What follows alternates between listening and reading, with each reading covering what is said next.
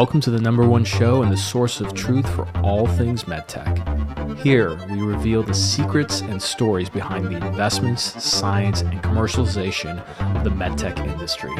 Every week, we'll take you on a wild ride with the biggest names in the game, from entrepreneurs and investors who are shaking up the market to healthcare providers who are revolutionizing the way we think and practice medicine. So hold on tight and get ready for a journey like no other. This is the State of MedTech.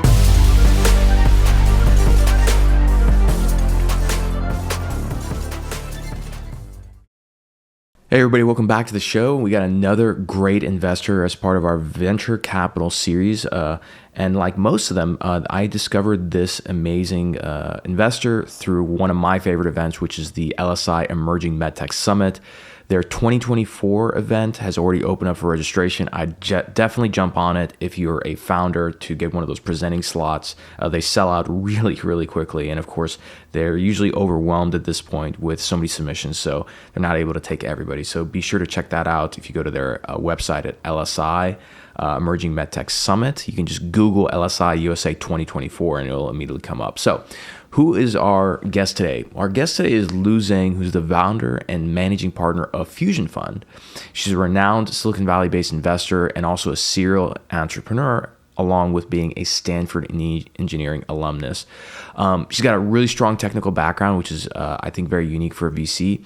And she has a pretty extensive experience bridging a broad group of technologies in terms of their commercialization and then deep domain expertise in a really interesting sects of industries, which is why I wanted to have her on. She focuses on AI in healthcare, enterprise AI and networks, edge computing, and data privacy. So she's not your typical medtech investor, and I think that because of that, it makes her and her fund extremely interesting.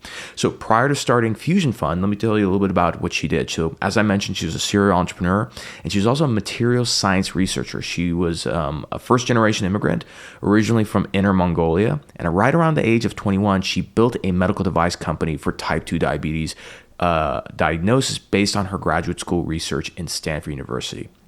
That startup was acquired by a leading public medical device company. And when that happened, she started investing in and supporting early stage entrepreneurs. This eventually led her to create the Fusion Fund in 2015. And since then, she's built a distinguished ecosystem and established her reputation in the VC industry.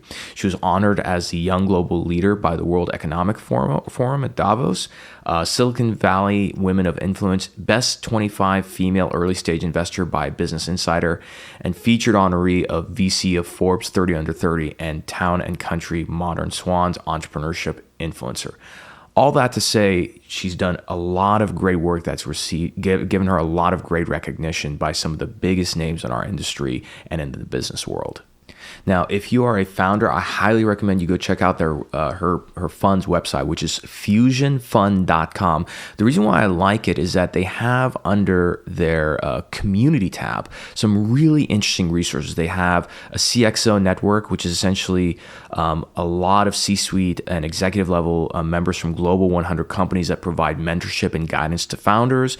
They have what's called, and I really like this, founder/VC office hours. So literally you can click whether you're in insurtech or enterprise tech or fintech and enterprise tech or medtech to book time with one of their fund managers or their partners to schedule like a 15-minute meeting just to have a little bit of feedback from them, right? So I think that's really fantastic. And of course, they have other great events like social events and a lot of resources for founders. So definitely go check out their fund at fusionfund.com.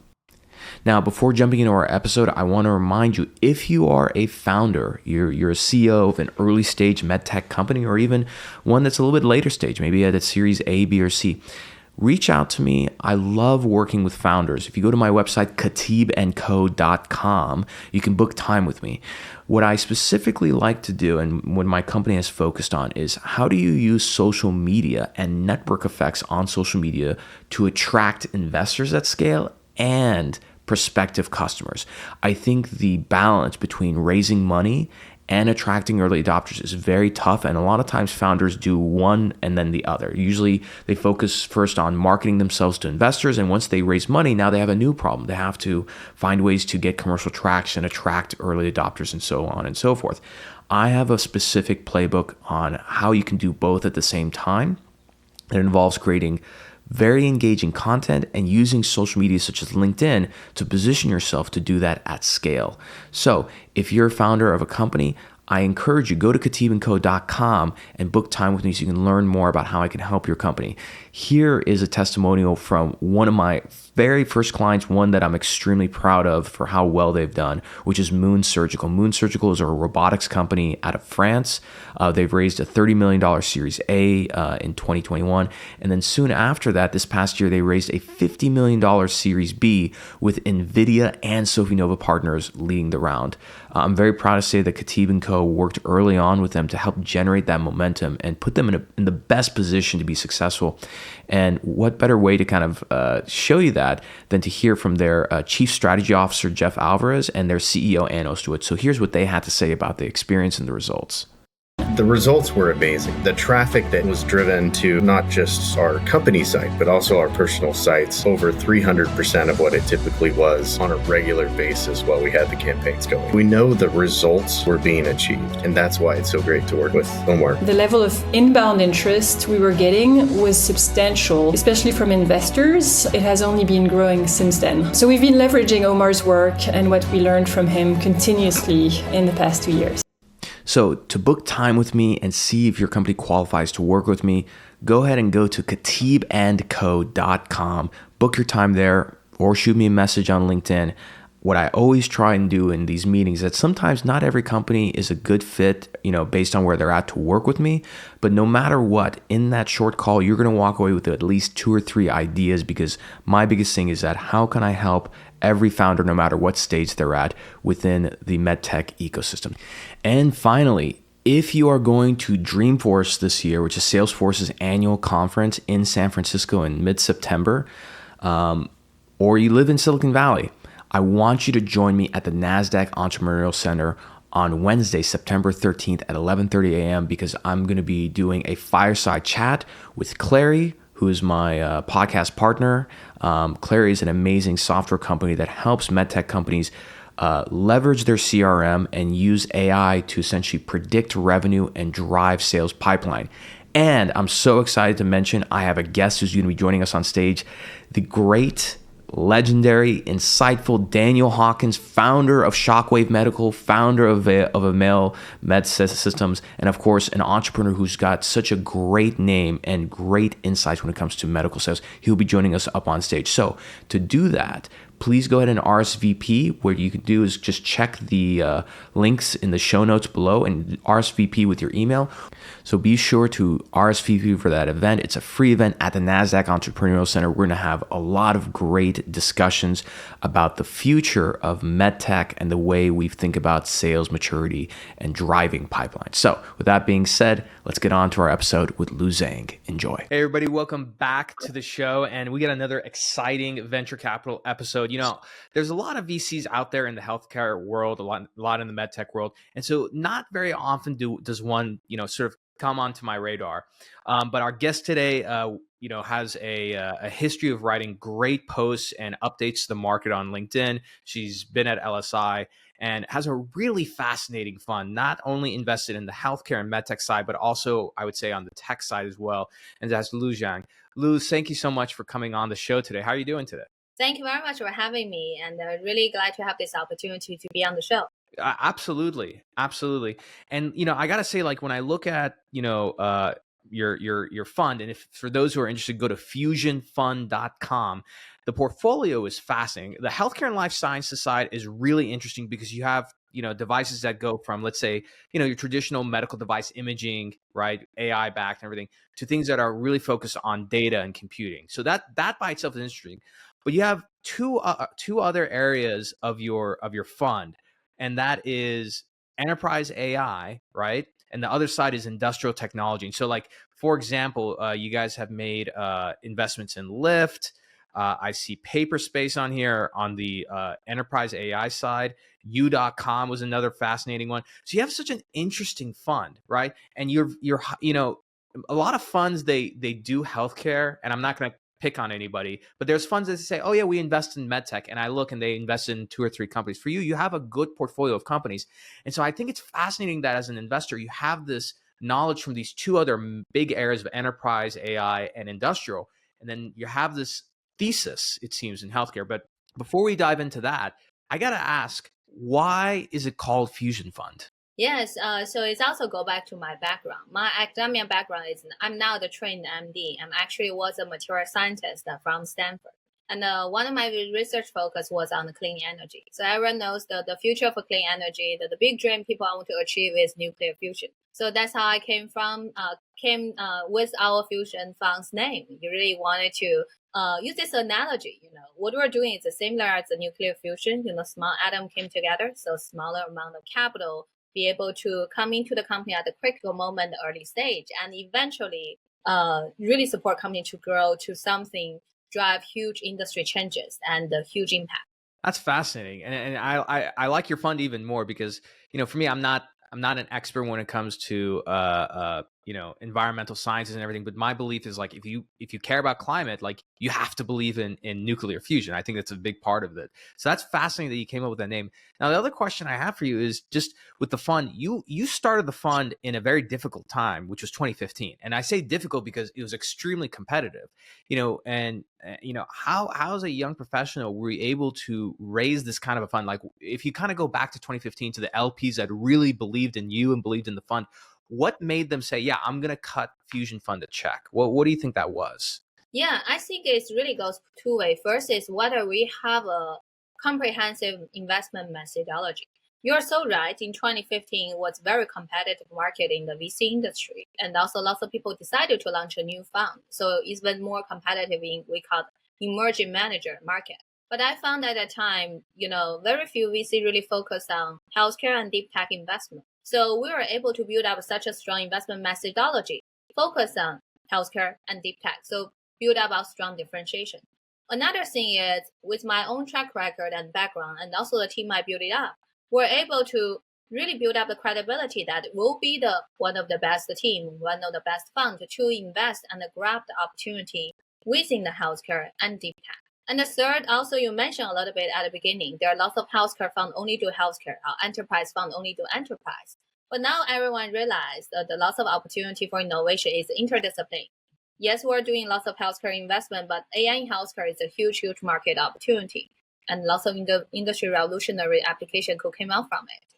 We invest in enterprise AI, enterprise network with edge computing. Which industry could be the best industry to showcase the capability of AI at edge computing? Could be healthcare. So there's lots of stimulation from both sides really could help us build a more, I would say, sophisticated ecosystem when we put together our portfolio company. So going back at the time, my background, I was industrial material scientist from Stanford, and I built my own medical device company with my own sensing technology, patent technology, which eventually sold it to Boston Scientific.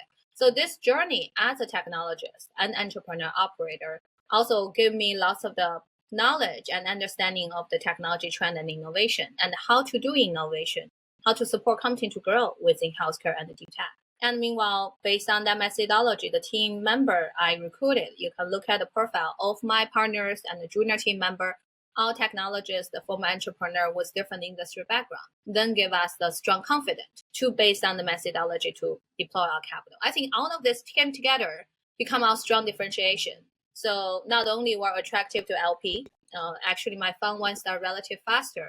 The fundraising period was really short. I also put in my own personal money, luckily I got good financial return from my own entrepreneur journey, which also helped to start deployment much faster. But meanwhile, we were super attractive to founder, especially technical founder and serial entrepreneur.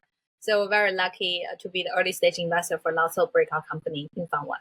That's fantastic. Yeah, and I think this is the one thing I talk to with like first time founders is that for me, all I know is startups. That's been my entire career. But money is a commodity, right? Like you can get money from anybody, and the big thing is like who you're taking money from. And so a lot of times, like I tell founders, like, look, if you're going to take money or you're going to raise money, you got to really take into consideration the investors you're doing that from. Like, are they going to be supportive of you to help you get commercial traction, make those strategic introductions, coach you as an entrepreneur?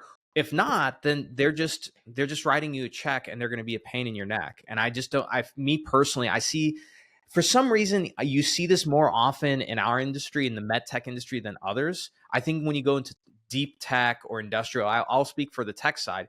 Usually the investors have some X factor, right? Either they are the former operator, they can make introductions, or they've just done a fantastic job coaching entrepreneurs. In our industry, sometimes you don't see that. And a lot of times I think founders are looking just to raise money with the thought of, how am I going to get the most out of this relationship?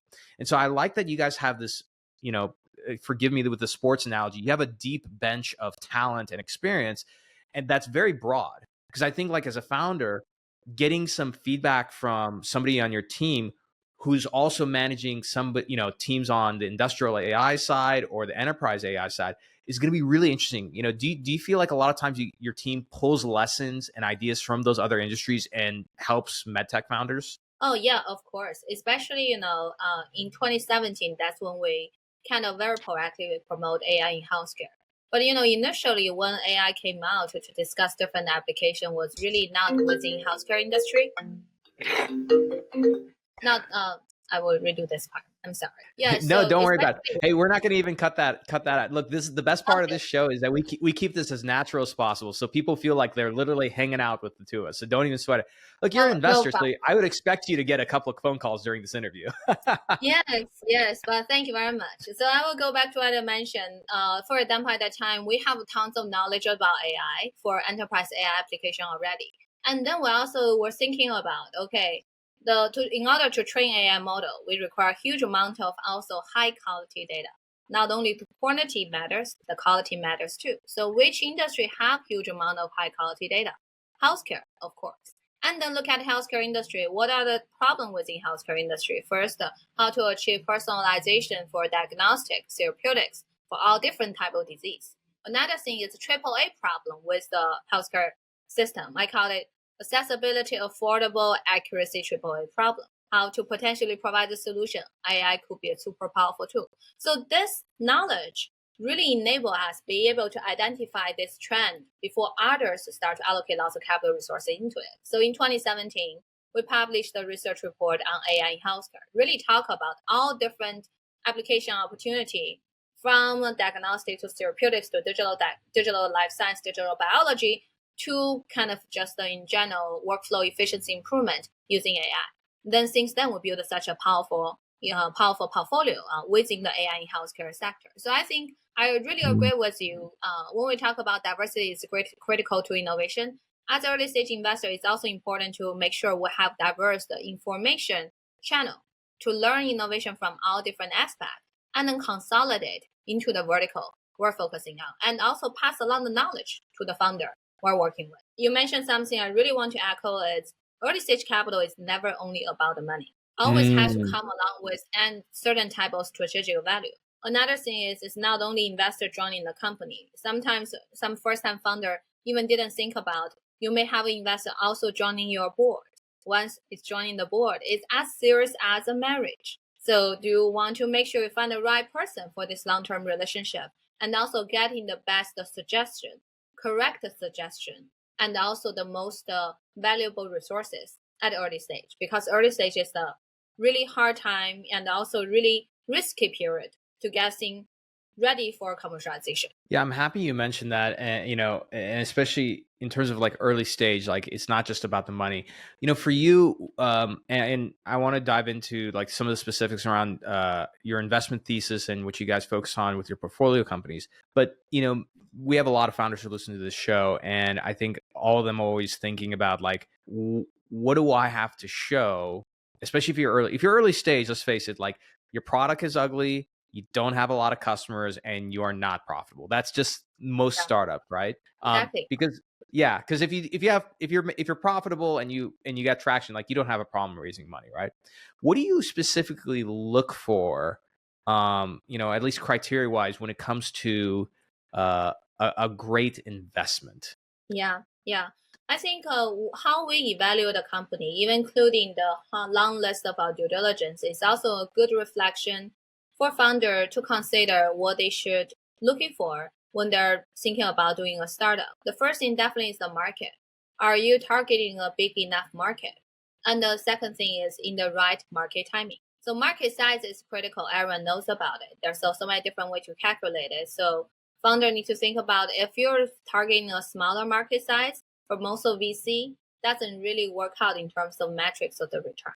And market timing is even more. Yeah, go ahead. What would be like? I want to sort of dive into that deeper. Like, give me an example of like a market that might be too small. Because I think one of the other I don't want to call it an issue, but like when you're creating a brand new category, a lot of times, like for example, if you look at John Simpson, Dr. John Simpson, was it 3 decades ago when he started going after peripheral vascular? That wasn't really an interventional cardiology space, right? But then he built that up and it became a multi-billion-dollar like space, right? There has to be a balance between like a small market size and possibly creating a new category. How do you differentiate between those two things? Yeah, that's also come to how we evaluate the market size. Market size including your existing market size and also potential future market size. And potential future market size also come back to based on the evolution of the technology. If technology be able to lower the cost, open up the market opportunity, the market size could be much bigger. So for us, we definitely look at both. A certain market size might be limited now, but as you said, maybe open up a bigger market, will drive bigger changes, the market size will be even bigger. But for other application, maybe just a replacement of the existing small tool. This tool market size is only like $300 million. Then you need to think about, you're taking money from venture firm. And venture firm, for example, our latest fund is $120 million. So we're looking for a company could really return the fund. Whether the company potential exit size, which is limited by the market size, will make a difference for fund return. So I think that's something very practical that founders should think about. Doesn't mean you have to always work on something with a huge billion-dollar market size. If you're working on something with smaller market size, maybe institutional VC are not the best funding source for you. There's other potential funding, angel investor, family offices, individual. They're looking for a smaller multiple, and they're okay. But the institutional VC have a certain way of calculating the return and also doing the internal planning. So that's kind of the first thing of the market size. I also mentioned another thing is even more important is market timing. Because technology, when we talk about all these fancy terms, none of them are brand new. They've been exist for many years. Why now? It's a good timing to apply that technology to focus on market. On one side is technology is better, faster, cheaper. Another thing is market timing is here. Means the key player within this market, they're ready to deploy capital to purchase this type of solution, to integrate this type of technology. So in order to understand the market timing, have very strong understanding of the industry, domain knowledge, and the connection. It's very important. We know some of the founders, especially first-time founder and young founder, not necessarily have that connection. So we actually built up a similar network called the CxO Network since 2018. I launched in 2018. Now we have 44 CTO from Global 1000 company work closely with us. And I have recruited a new partner, Zhang, joining us after he left HP. He was a CTO at HP, and he's leading this network. And with lots of members are within healthcare, life science, pharma industry. So by talking with them, they consistently looking for a new solution to solve their problem. And they also have the budget. They also know within their corporation or within the industry, whether the timing is right. We're ready to spend $300K or $3 million or $30 million to solve this problem. So that's very valuable information for us to know. That's also something we use to evaluate whether this is the right founder, right technology, and the right market timing for them to launch a business and for us to put in the capital. And after market, the second definitely is the technology. I already kind of quickly summarize it, especially from, I have a technical background. I also know lots of technical founder with a strong research background. And sometimes the gap is people who have years of research background always looking for the best technology and try to bring the best technology to commercialization. But what industry really need, even within healthcare, sometimes it's not necessarily the best. They need better, faster, cheaper, especially cheaper. We need cheaper technology in order to have large-scale commercialization. So that's another thing we're looking for when we evaluate technology. But they have to be better, faster, and also cheaper. Then there's the team, then it's the execution, exit potential, competitive landscape. So all of this are the evaluation of the risk level in different aspects. And then eventually we know, okay, this company really are targeting the right problem, focused on big enough market at the right market timing, and with a very differentiated technology solution, and the team have unfair advantages. That's when we know, okay, they might be a big thing. I love that. I love that. And I got to go back because again, I think most VC, well, actually, I'm going to correct. Most VCs don't usually do this, but again, you're quite down to earth and humble about this. So I'm going to brag a little bit about your fund on something. I think this is like a very big value prop for your fund, which is the CxO group. What was it called again? CxO Network, because we have CxO majority Network. of CTO. Yeah, and we also have some CIO and CDO. So essentially, you have like 40 to 50 C-suite leaders from Fortune 1000 companies. So this, to me, by itself, gives a huge reason as to why should I go and raise money from Fusion, because you're already getting. Because look, every single startup has two choices. Either you're going to stay private and get acquired, or go public and hopefully get acquired. Right? That's the majority of fate of all startups. It makes it a lot easier if you don't guess as to what a company and a Fortune 1000 company is looking for, and you get mentored by people who work there. Because at the same time, that's kind of an indirect way of, let's say, a CIO or CTO evaluating a startup, and they connect with former leadership or people that they know in their former company and say, you should actually check out this company. To me, that's what a venture fund should really do, which is being almost like it's almost like a higher level version of an incubator, in the sense that, like, you're not just going there to raise money. You're going there for mentorship. You're going there for connections. You're going there for the fastest way to shortcut your time to value and hit that inflection point. Versus too many times, and I see this, and again, if you disagree, please let me know. I have plenty of debates on the show. I feel like too often than not here in our industry, in medtech, it's too much about the founders just taking money and then them kind of going on their own to figure out all these different things by themselves. And the value is really leaning on mentorship and getting shortcut to those answers versus trying to guess. Would you agree with that? I think so, especially within healthcare. We all know, first, the healthcare industry is a huge market, close to 20% of US GDP, but also it's probably one of the most complicated ecosystem. There are so many key opinion leader, key player, key decision maker, and sometimes founder probably focus on a great technology product, solve a problem, but they didn't know something they missed. They just don't know the game plan. They don't know how to play this game within the ecosystem. They were not able to have a successful exit. So that's definitely one of the motivation for us to build up this ecosystem. Essentially, we're like a community builder. Because I was an entrepreneur myself, so that's other team member I recruited. We really know what is more critical to a founder, including things you mentioned early on, right? Early stage founder, typically they just had a ready product, still need lots of market validation. They're terrific in terms of research on the technology, launch the product, but for market validation, talk to the key decision maker, how to open the doors, how to build up the channels. They probably take months and years to build up that platform. While we could have it ready, benefit all this like founder within our portfolio, and also make it easy for them to quickly get market validation. Even sometimes we talk to founder, for early stage founder, they could either choose raise a lot of money at early stage round, probably valuation got too crazy high, and also lots of ownership, like lots of dilution.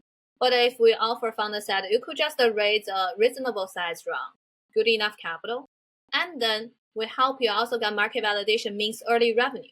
Then use early revenue capital to support the growth of the company. Then it's more healthy and also sustainable, especially in this market. This is the economic downturn, we're going through cycles. This is really going back to the fundamental of the business. So besides the CxO network, as I mentioned, we're really community builder. We also have another two community, one called the serial entrepreneur community. Sometimes it's the directly deal flow came out from there. Sometimes they're also interested in helping founders and look at interesting companies. The other is an expert network. Expert network also have lots of serial entrepreneurs, but they're ready to retire. They're thinking about being an advisor or independent board for a relative young founder or new company. And they want to help. It's not only for financial return. They want to help. They want to return. They want to contribute their years of experience and resources, and also really mentor the team to grow. So that's another network we build up, really beneficial to founders, especially the first-time founder. That's fantastic. No, that really is. And I think, what's interesting is I'd say like if you look at 5 years ago, 5 years ago is when I feel like tech really decided, because when you're Amazon or Google, you have to grow, and Google's not going to say, oh, let's go make furniture. How about the thing that 20% of our GDP is spent on, right? So healthcare. And so Amazon, Google, they all kind of pushed into healthcare, and they all failed, like big royal fail. And now they're making the second attempt. I think Amazon acquiring One Medical was a very positive sign. The reason why I bring this up is that a lot of medtech VCs are being expected by their LPs to bring those same multiples we see in tech and SaaS. But I think a lot of times they don't know how to do that. I think Fusion Fund's really uniquely positioned in the sense that you guys already do enterprise deals and deep tech. And so being able to, I think there's innovation on the product side, but there's also business model innovation, right? Yeah. And you mentioned, we talked about this earlier on the call, and I kind of want to pivot into this, which is too many companies, and there's nothing wrong with this, but too many companies, they want to quote unquote disrupt, but they're just playing within the given market and just trying to become an add-on or just better, a little bit better than the leader, right? Which is not enough to develop a unicorn company. To really develop that unicorn company, you have to do something that's like pretty radically different to essentially poach away every, adopters from the like standard, right? When you look at investments, and maybe you can sort of talk about some of your portfolio companies, how do you pick those kind of companies that are not just looking to come up with a bolt-on solution or like, become the better choice, but really a radical different paradigm shift of technology? Yeah. I feel like probably this is a new definition of disruption. It's more about evolution. I like to use evolution to kind of describe what we are seeing right now to integrate new technology into the healthcare industry in general. Because as you said, yes, it's not just a simple kind of slightly better 20% efficiency improvement. Technology came in as an angle that bring new approach to solve a problem. But this new approach is also based on the years of experience and the data and the knowledge of the existing healthcare industry. So give you a couple of examples. Everyone knows generative AI is really hot right now. And people talk about using ChatGPT consumer application. But meanwhile, when we mention about value of the large language model, healthcare naturally is the best industry. Be able to apply that model because they have huge amount of high quality data. And even some sector that people don't think about related to technology, for example, pharma, life science, they have a huge amount of data. So I think now with the new trend, we're able to have this super powerful tool to realize the potential of the value of the data within healthcare industry. For example, one of my company called Huma.ai, Huma.ai. They're essentially the first and the best generative AI platform for pharma and life science. And you could consider it as a kind of professional level ChatGPT for pharma company.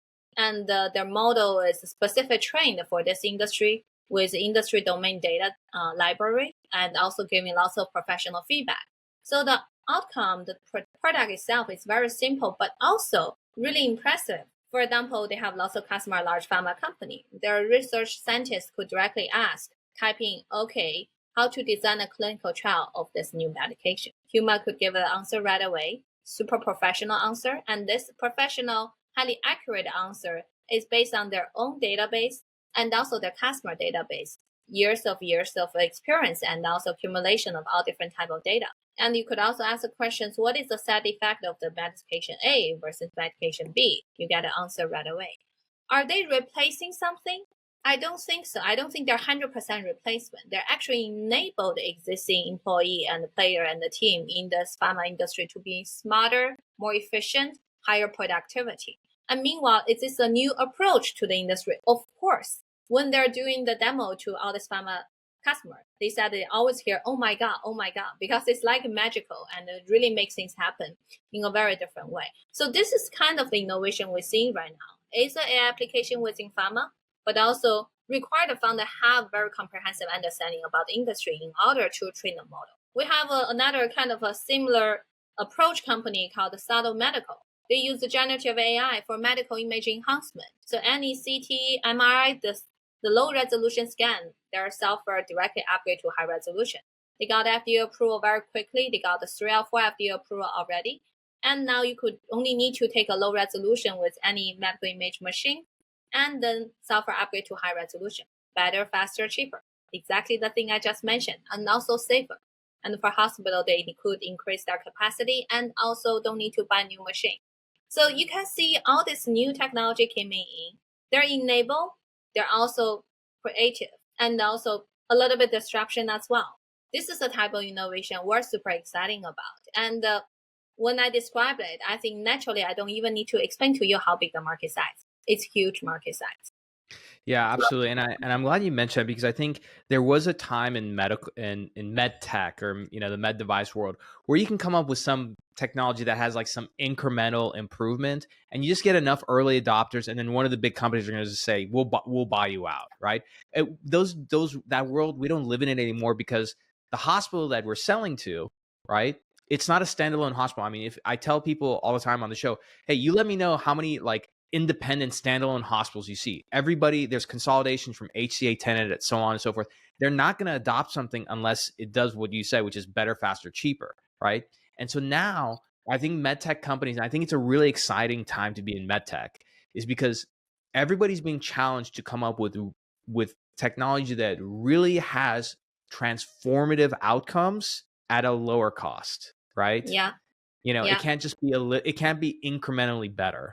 And so I think it's a really exciting time for this. And the other thing you mentioned about is like AI replacement. I believe the same thing. Like, I have this kind of radical bet, which is I don't think AI is going to, like, I don't think anyone will become unemployed in the next 5 years directly because of AI. And I think this the example I give people is like back in, I don't know, the 60s or 70s, whenever computers were actually introduced to libraries, librarians, they all panicked and they said, oh, this is going to replace us. It actually created more jobs for librarians because somebody needed to manage all this stuff. So I think it's an exciting time to be in healthcare, and more specifically, there's a lot of stuff that is repetitive. Like, again, my audience may not like this, but the biggest cost in healthcare right now is doctors. I think doctors are still underpaid, but it is one of the bigger costs. And so I think for like large language models, one example is Martin Shkreli's started a company called Dr. Gupta, where it's a LLM for primary care. So like if a patient, instead of going to see a doctor, which involves wait time, it's very expensive, etc., they can have a discussion with this LLM to get diagnosed, upload their labs, and figure out like, do I really need to go to the doctor, or is it something else? I think the more creative we get about servicing a patient before they have to go to the hospital, again, we're able to hit that better, faster, cheaper. Would you agree with that? I think, you really tackle on a couple of really key things is why we adopt new technology. We're aiming for improvement of the efficiency and the productivity. Are we already at a stage for industry have such a high efficiency that if we further improve, someone will lose their job? No. Healthcare have such a low efficiency and low productivity that there's so much room to be improved. And also you talk about the doctor. Yes, there are lots of articles talk about, AI replace nurse, replace doctor. Reality is we're in huge shortage of the doctor. Yeah, we're in a huge shortage. And we want a doctor. Exactly. Last year I invested in a company. They're using AI to automate medical coding. The founder, he was a ER physician from a top hospital. Why he quit his well-respected like ER physician job to do this? Because he was frustrated as a top ER physician. He has to spend whole day after seeing the patient to do medical coding manually himself. Is that the best use of his time? No. And so he decided to launch this company just 1 year. They have huge pipeline, revenue growth so fast because they're free up the doctor to focus on critical matters. We have another company called Prosia. They're doing AI pathology. This is the type of company have lots of like discussion. Oh, does it mean doctor lose their job? AI gonna read all the medical image for doing the diagnostic. They enable doctor to be more efficient, and they just label all the basics in the critical one, final decided by the doctor. Doctor loves it. They don't need to do the repeating work. So I think that's really the moment people realize the value of AI or even other technology like edge computing, data privacy, security, everything. Technology essentially is a tool. Like you mentioned, right? Like when we have a new tool, when we have computer, when we have camera, tool just enable you to do more things that maybe make really worth the time. Another thing is really realize the potential of your other capability. I think the replacement gonna happen is very straightforward. The doctor, nurse who don't know how to use a new tool will be replaced by the doctor and nurse who know how to use a new tool like AI. So all the players in the healthcare industry, all the employee hospital should embrace the new technology, because the replacement is happen between hospital and the individual. Now the tool replace human. Exactly as you said, tool need to be used by human. Yeah, and I'm if you don't mind, I'd like to talk a little bit about edge computing. One, because a lot of my audience is not familiar with this. So for those who want like a direct definition, and I'm going to read this directly from Accenture's website. So edge computing is a computing paradigm which refers to a range of network and devices that are near the user that are going to interpret data, right? And I think edge computing is a fascinating one. If you look at, let's say an HCA system or Kaiser network, like in a specific region, and let's just use either pathology or radiology, either one that has to do with imaging. That patient population has a very specific subset of pathology that's on images. If you think about what a radiologist or pathologist does pre-computerization, they're just training their brain and their eyes to look at thousands and thousands of images so that they recognize, a pathology, right? And so when you have edge computing, like you can standardize this for a region and catch certain pathologies that are unique to that area, right? Is that one of the areas that you guys are most excited about when it comes to edge computing in medicine? Is the applications in pathology and radiology, or is there another area that you're got your eyes set on? I think edge computing also have a big application opportunity within healthcare across all different application use cases. It also kind of an important part of applying AI, because the true trend here, if you ask me, use the term to summarize it, it's not AI, it's the digital transformation. How we really push for the digital transformation of the whole healthcare system. And this process requires 3 steps. First is the data collection. Second is data transfer and data protection. The last one is data processing. Data processing, everyone know how to process the data, provide personalized result using AI. But before that, you need to first collect the data. That's the reason why, even till now, all the discussion about digital, I still highlight that, okay, sensor matters, medical devices matters, because that's the entry point of the data. We need to have a good control of the entrance of the data in order to really get hold of it. Another thing is better sensing technology, better medical device will help us collect a much higher quality of the data, which will be foundation and nutrition for the later stage of the digital transformation. After collecting it, the second step is transfer. That's when edge computing came into discussion. So I assume probably lots of people don't know edge computing, but it's really been there for many years. Edge computing means you move the computing from the cloud to the edge. Means you don't necessarily need to transfer everything to the cloud to be processed, which when you transfer tons of data to the cloud, take lots of energy, lots of data latency. You don't want to wait for 5 minutes for processing to send back, right? And also in healthcare, another issue is no matter a CT scan, MR scan, or just other medical data, it's huge. It takes much longer time to transfer. And there's also concerning about the data, about the power consumption when you're doing transferring the data. But if we could process the data locally, make the local device become smart device, it's instant feedback. So you reduce the data latency. Another thing is you also reduce the power consumption. And more importantly, what is one of the biggest concern for healthcare data? Privacy. So if you transfer it to the cloud, there's some privacy concern. But if it's local with you, with your local device, more secure. So there's so many goals could be achieved together by leveraging edge computing. That's the reason edge computing becomes so popular within healthcare and also outside of healthcare for different industry. So of course, all this like pathology, audiology, all this different application use case, edge computing should be embedded. And also there's different type of edge computing technology you could use. Could be edge computing chip. We have one of the best edge computing chip company in the portfolio, HQ. Just the smart chip you put in, there's device become a smart device. Could be serverless edge solution. Could be cloud edge solution. Different type of edge computing solution bundled together with the AI to push for digital transformation. Interesting. Let me ask you something. And we're all very familiar with Stryker. It's a big company. We all know it. I was speaking with Jim Heath, who's their their former president over at Stryker. He was there for, I think over 20 or 30 years. And, we were talking about Stryker's, like the years that they went through a tough time, which is post-economic crash of '08, right? And around 2011, 2012, I think that's when they acquired Mako. And so back then, their market cap was like 17, $18 billion. Today, it's $112 billion. That's a success story. So when I spoke to him, I said, must have been the Mako acquisition that really helped. And he said, no, that wasn't it. So here's the shocking thing. You know what made Stryker, what saved Stryker and helped catapult them? It was a waste management product. Oh. Like nothing sexy. It was a waste management product. So Lou, what I want to ask you is that if you look at the market today, there's a lot of like shiny and exciting investments. What do you think is kind of like a waste management product that a lot of investors may not be thinking about and the market's not paying attention to, but there is just absolutely huge potential in it? Is there such a sector that kind of comes to mind? Oh yeah, there's so much within healthcare. It's just because we waste so much money and resources in the healthcare industry could do better. Like the first thing, as I mentioned about the medical coding automation, and people didn't realize, yes, medical coding and together with medical billing. It's important. Yeah.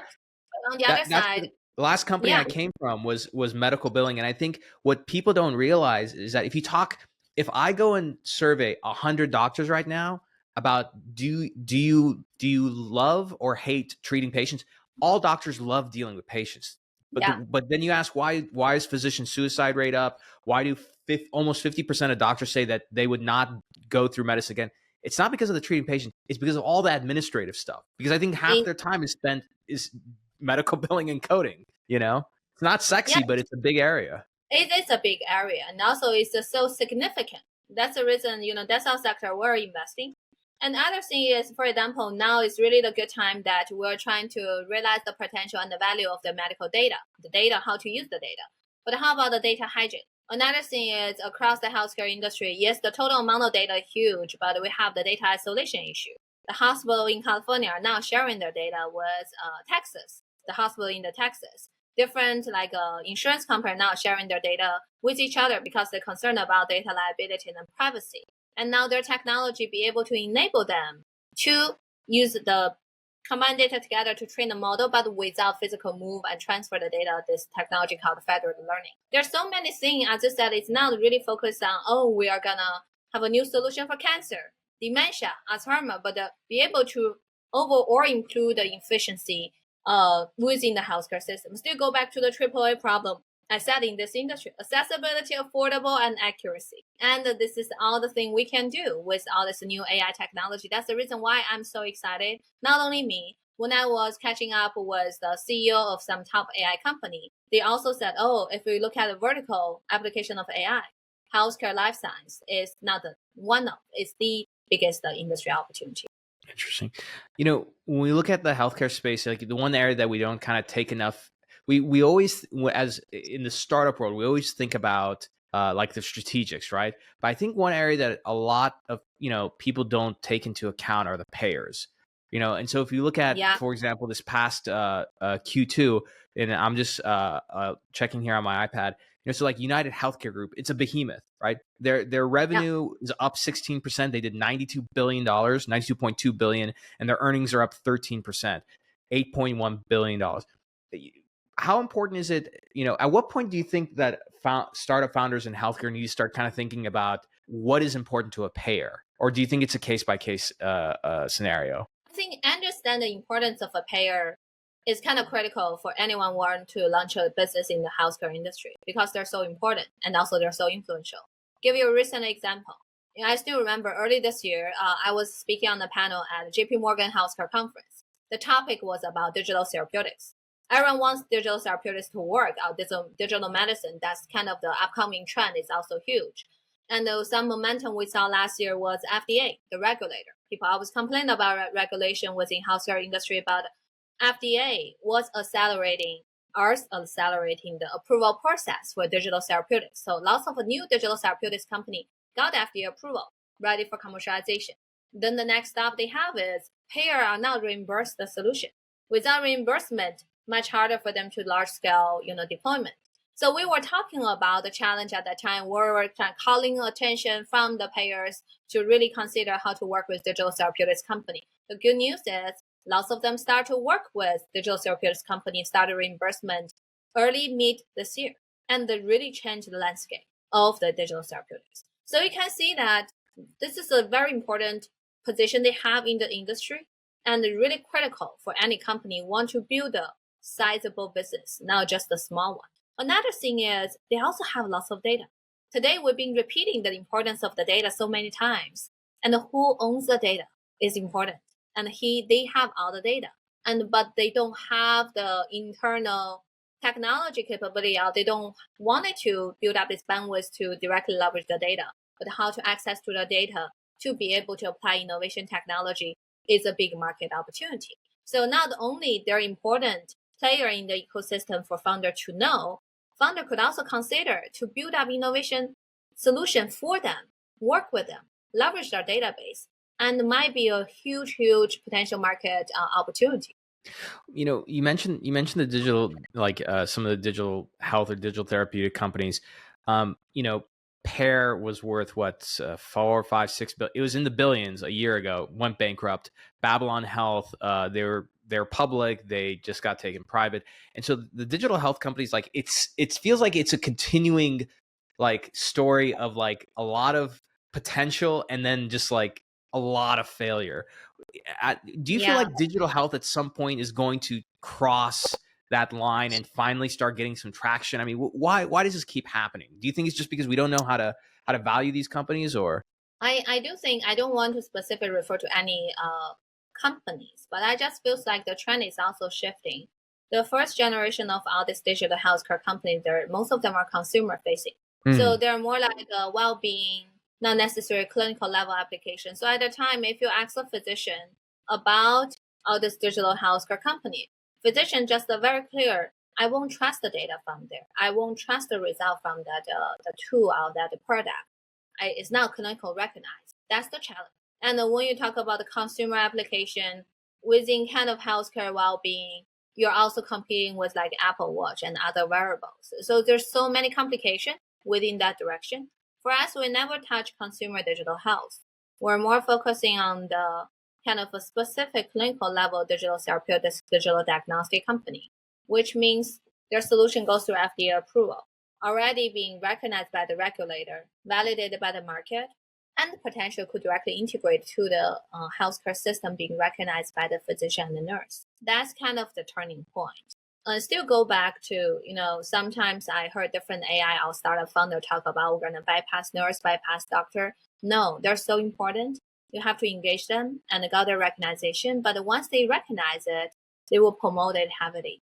Think about all these doctors. The training they got is already enabled them to have a creative and innovative mindset. So they're not against the innovation. It just has to something meet their professional standard, and then they could integrate. So that's kind of our approach, investing kind of digital therapeutics company on digital life science and digital diagnostic company. We have a digital diagnostic company focused on cancer diagnostics. Meanwhile, they also have the medical device piece, so it's microfluidic technology, single cell sequencing, and they got recognized by the industry and also physician and hospital system. And they're doing great and growing dramatically well in the past couple of years. We have companies doing digital therapeutics, like a smart pill for the GI problem. And the data they collected is the clinical level, FDA approved, and could directly be considered into the diagnostic process and therapeutic treatment with the doctor. Doing very well. It's still relatively early stage, but the traction has been amazing. So I think it's good that the investor and founder keep trying with different business model, different approach to apply the digital solution to healthcare. But there will be something didn't work out. But there are also something coming up after trying so many different directions. People finally realize it's the right way to do it. I just feel in the past couple of years, lots of the new investors into healthcare, some of them may have healthcare background, some may not. They may only have purely software background or consumer background. So they came in with a mindset that how we really bypass FDA, how we really bypass all this like key player in the healthcare system to disrupt them, to find a new way. No, it didn't work because the healthcare system is 100% different from consumer market. And only if you integrate embraced with FDA and with all this professional standard, then you could do the evolution internally inside the system. So that's our approach. And so far, we see lots of great success with our portfolio companies. Give them a couple of years, you will see them become very active player on the market, on the public market. Perfect. And I'm super excited about that as well. And I think, there's an article, I should probably rewrite it. I wrote an article many years ago from based on a book called The Third Wave. Steve Case from AOL wrote about it. But essentially that we've entered this third wave of technology where to really have these big transformative impacts that we're looking for, it can't be done alone. There's gonna be a lot of partnering going on. And I think like if you look at the first attempt of healthcare with Apple and Google and Amazon and everything, it was more of, hey, we're coming from tech and we're gonna come change and save healthcare. And that failed. And now their second attempt is kind of more in partnership with legacy healthcare companies and founders. So I'm really excited about this new wave. I mean, even if you look at like the consumer side, there's a big movement going on with biohacking, longevity. If you look at Andrew Huberman's podcast, Peter Attia, so there's this fusion between the consumer side and then the actual, like there's consumer health, but then there's med tech health, right? And there's kind of this fusion going on. And so I'm so excited in this new wave. Lou, I know we're coming up against time. You got a few more minutes for us before we let you go? Yeah, of course. Fantastic. So look, thank you so much for spending some time with us. And now I kind of want to, wrap up the podcast with a little bit more fun, more light questions for you. But first, one big one. If Fusion Fund, of all the portfolios, companies, and I guess the theses that you have, what's the biggest bet that you guys are taking? What would it be on? You mean the biggest bet on the technology trend? On a technology trend, yes. What would that be? I would put it in a more generic way. I truly believe company who with a purpose to change the world and also create a fortune, but the most important thing to change the world are the type of company and founder we're looking for. That's kind of explain the sector focus we have. So founder really have this big vision. It's not only just for financial return. Financial return is very important, but also essentially want to change the world. Simple, straightforward, but it's also very important. I'll accept. Yeah, look, I'll accept that answer. And it says a lot about your fund, which is like, there's plenty of companies where you can have really great exits because they're coming up with something that the market is going to pull and adopt. You guys are looking for a lot of moonshots, like true moonshots. Because when I look at your that's why I want to have you on my show. I looked at your portfolio, and again, for those who are interested, just go to fusionfund.com and click portfolio and look at it. When I was looking at this portfolio, I'm like, this is a really interesting mix. Like and from what I can tell, just at a quick glance, I was like, these people are putting bets on really big things and they're looking for moonshots. And I think a lot of investors say they do that, but when you look at their portfolio and their fund thesis, it doesn't line up with what they say on stage, So, all right, ready for some fun questions? This is more fun and relaxed. So as an investor, I mean, you're busy, but part of being, I think, in my opinion, a great investor is that you have this very broad range of knowledge, education, interests. So when you're not working with your companies and investing, what do you do for self-development? Yes, so for self-development, definitely, reading is a really good thing. Going to meet all different type of people, leverage the community we build, be able to learn from the best people definitely is the best, most efficient way to do self-development. Another thing I really like is, I think we're very lucky to be in this ecosystem and doing this job we see with the explosion of the information every single day. So we have no lack of access to information. But meanwhile, how to find the time to consolidate everything, to do some deep thinking, deep analysis, to form everything to our own methodology, to optimize it, further improve it is important. So I like to use, I play music. When I play music, it's a way for me to do meditation. And this meditation process is also a good way for me to do deep thinking. So I think that's another really important part I do. Interesting. I couldn't agree more, by the way. I think I was reflecting on this recently, and I actually schedule time on my calendar every week for deep thinking, like literally not playing around the computer, like literally just thinking. I think it's very important. Yeah. How often do you do that? Where you play music and use it just for deep thinking? Yeah, I definitely try to do it weekly. That's also something I want to enforce myself to do it more often. I feel this is a problem for the fast pacing Silicon Valley or the tech industry is we don't have time for ourselves to really think it through from beginning to the end. But this is very important, especially me as a leader leading the whole fund. Like day-to-day is important, but also the long-term strategy vision is even more important. And we need time for ourselves, every single of us. Absolutely. What instrument do you play, by the way? I play drum set, piano, guitar. Depends on my mood. Sometimes go with different music instrument based on the past 1 week. That's amazing. So you essentially, if you wanted to, you can record yourself playing each instrument, create your own band. You know, they call it one-man band. If you watch the, I think Ed Sheeran one time, he was performing at a Grammy. I was there. He was doing that one-man band. Yeah. You could record it and then play another one, and then essentially become a band all by yourself. That's amazing. Yeah, there's something to be said about music. I personally want to try and get back to it. I used to be a pianist for a long time, and I want to kind of get back to it at some point. Okay, couple more questions for you. We all buy a lot of cool stuff from Amazon. What's something that you bought from Amazon recently? Like a cool gadget? It could be a book. It could be whatever you want. What's something cool that you got from Amazon recently?